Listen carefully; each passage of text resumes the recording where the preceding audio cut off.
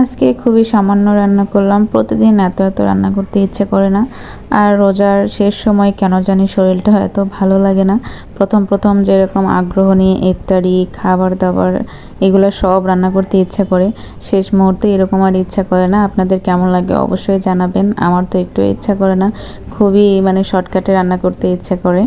তো যাই হোক, আসসালামু আলাইকুম, হ্যালো এভরিওয়ান, কেমন আছেন সবাই?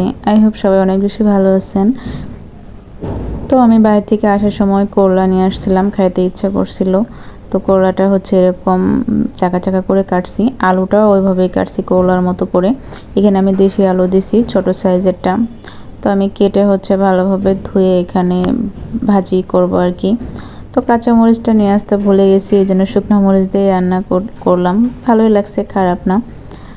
তো এই তো ধুয়ে নিয়ে এখন হচ্ছে রান্না বসাই দিব। তো ভাতটা আগে রান্না করে ফেলছিলাম, শুধু রাতের ভাত রান্না করি রাতে খাওয়ার জন্য।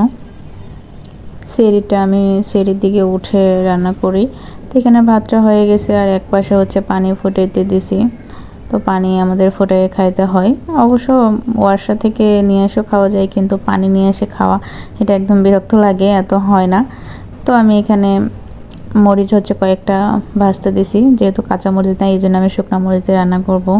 তো মরিচটা দিয়ে তেল দিলাম, তারপর একটু পেঁয়াজ দিলাম, দিয়ে কিছুক্ষণ ভেজে নেব। আস্ত জিরা একটু দিব, দিয়ে হচ্ছে আমি করলাটা দিব, দিয়ে একটু ভেজে নিয়ে আমি লবণ হলুদ আর একটুখানি গুঁড়ো মরিচ দিব, যেহেতু কাঁচা মরিচ নাই।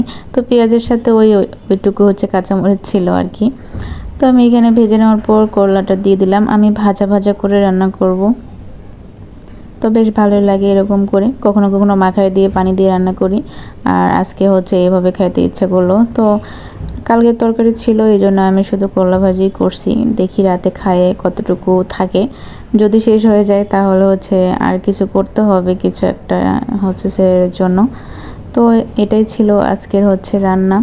দেখি বাকি যদি থাকে রান্না তাহলে আপনাদের সাথে শেয়ার করব।